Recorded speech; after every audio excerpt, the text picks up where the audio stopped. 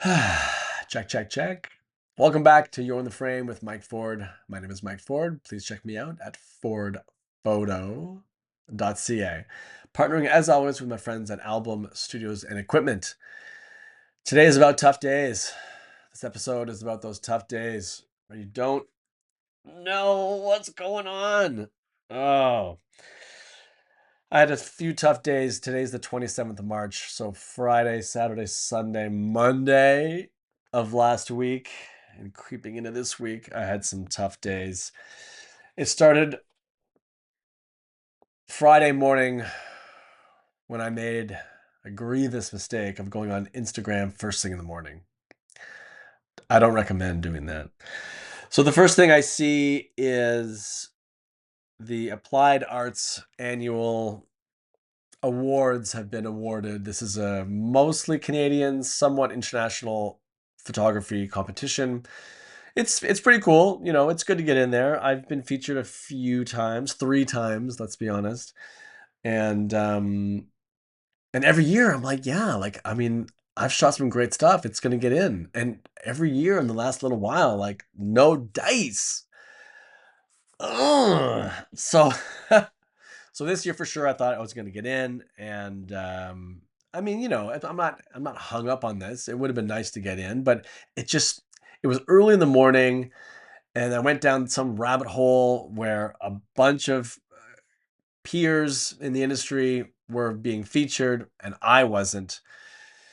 So then I start to look at kind of other posts and what everybody's doing and these campaigns they're shooting and this marvelous work that they're creating.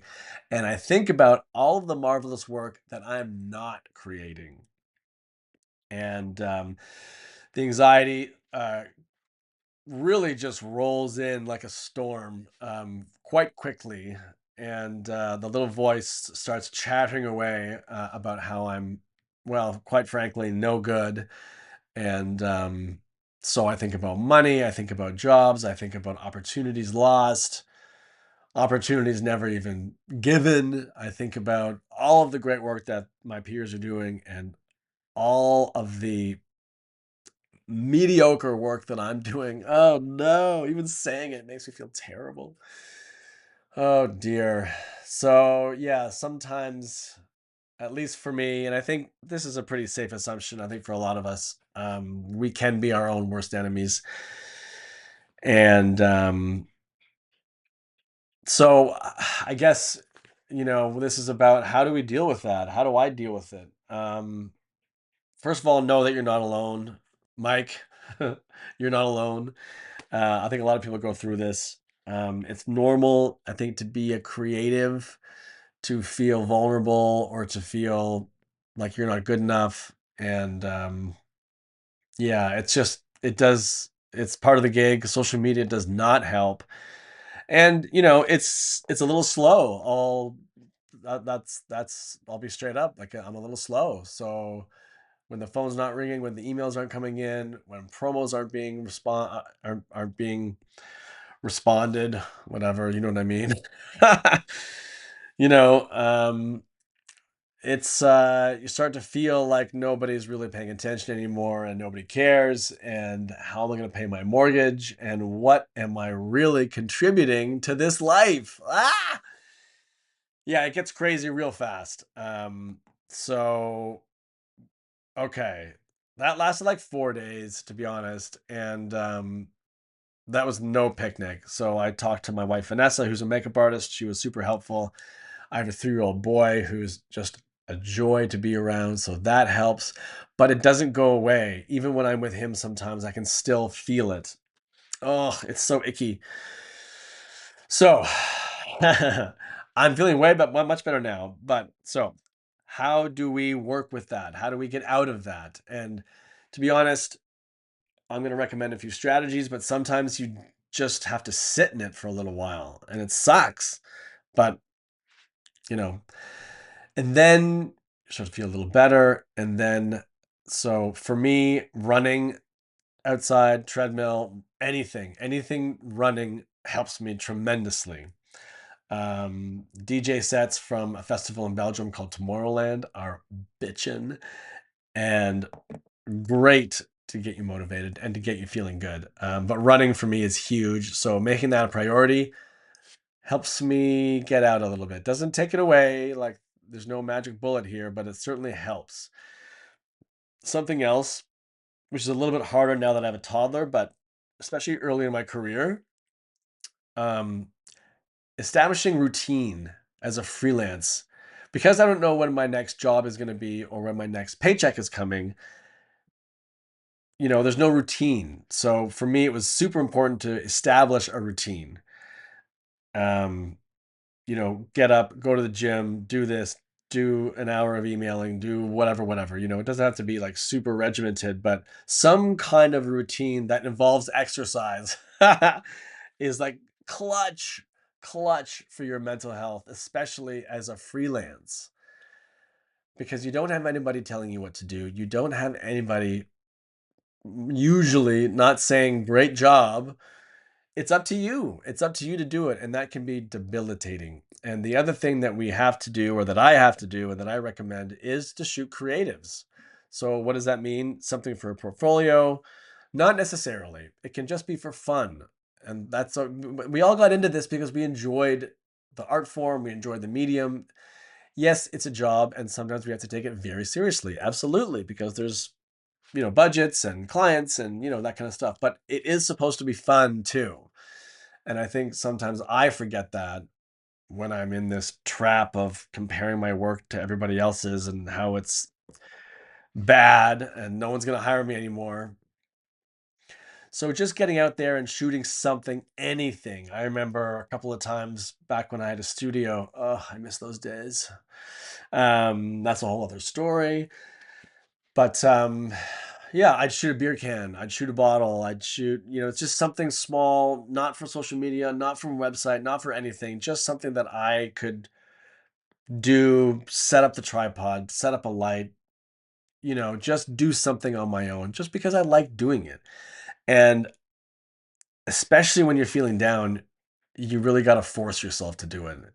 It's like just one foot in front of the other, just go and do it. So that helps. Now, something else that was getting in the way, I'm trying to get a creative off the ground right now, and our stylist bailed. Then one of the models had to bail, so I'm getting anxious about that.